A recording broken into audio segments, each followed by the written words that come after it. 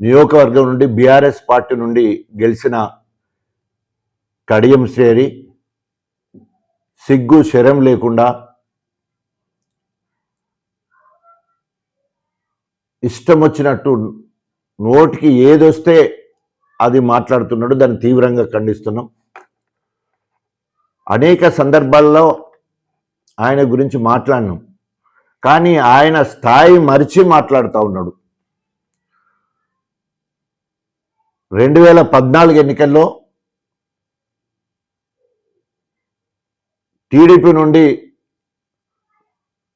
ఆయన రాజకీయ సమాధి అయితే కేసీఆర్ గారి కాళ్ళు పట్టుకొని ఎంపీ అయిండు,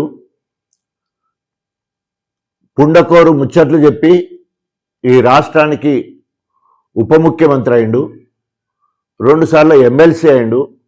అదేవిధంగా మళ్ళా మరి మోసం చేసి బ్లాక్మెయిల్ చేసి ఎమ్మెల్యే అయిండు. ఎమ్మెల్యేతో పాటు బిడ్డకు ఎంపీ టికెట్ కూడా ఇప్పించుకున్నాడు. పార్టీ ఫండ్ తీసుకున్నాడు. దాదాపు 10 సంవత్సరాలు కేసీఆర్ గారి పాలనలో ఆర్థికంగా రాజకీయంగా ఆయన ఎక్కడికో ఎదిగిండు. 10 సంవత్సరాల్లో ఆయన చేసిన నమ్మక ద్రోహానికి అసలు క్షమించే పరిస్థితి లేదు. దొంగే దొంగ దొంగ అన్నట్టు అక్కడ అన్ని రకాలుగా పదవులు అనుభవించి అన్ని రకాలుగా ఆర్థిక లావాదేవీలు పొంది ఈరోజు తగుదనమ్మా అని చెప్పేసి మాట్లాడుతూ ఉన్నాడు. ఈరోజు అంబేద్కర్ గారి ఆలోచన చిన్న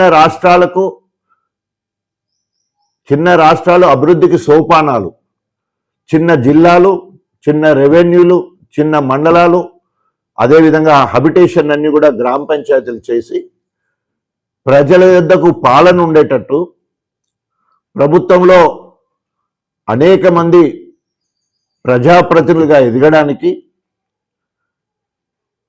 ఈరోజు అనేక రకాలుగా ఆలోచన చేసి మరి తెలంగాణ రాష్ట్రం ఏర్పడడానికి మరి కేసీఆర్ గారు సావు నోట్లో తలబెట్టి సాధించిండు. అది అంబేద్కర్ గారి ఆలోచన విధానంలో భాగంగా ఆర్టికల్ 3 ప్రకారం 33 జిల్లాలు ఏర్పాటు చేస్తే నిన్న మాట్లాడుతాడు సిగ్గు శరం లేకుండా. నేను అప్పుడే జిల్లాలు వరంగల్ అవ్యక్త వరంగల్ జిల్లాలో 6 జిల్లాలు వద్దని చెప్తే నా మాట వినలేదంటున్నాడు. నువ్వు ఎవడివిరా, నీ మాట ఎందుకు వినాలి? నీ మాట వినవలసిన అవసరం ఏముంది? ఆయన బీఆర్ఎస్ పార్టీ అధినేత, ఉద్యమ నేత, రాష్ట్ర ముఖ్యమంత్రి. అనేక అర్జీలతోటి అనేక మంది విన్నపాలతోటి కొత్త జిల్లాలను ఏర్పాటు చేశారు.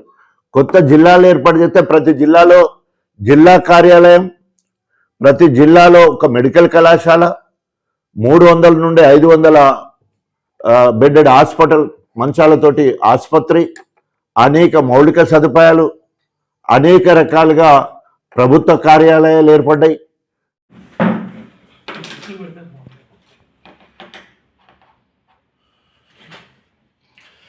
కడియం శ్రేరికి సవాలు విసురుతా ఉన్నాం. ఒకవేళ కనుక నువ్వు మాట్లాడిన మాట కట్టుబడి ఉంటే, నువ్వు మరి చిన్న రాష్ట్రంగా ఏర్పడ్డా తెలంగాణ రాష్ట్రం ఏర్పడడానికి నువ్వు వ్యతిరేకమా?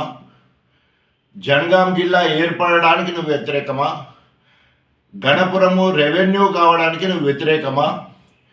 చిల్పూరు, వేలేరు 2 మండలాలు నూతనంగా ఏర్పడడం నువ్వు వ్యతిరేకమా?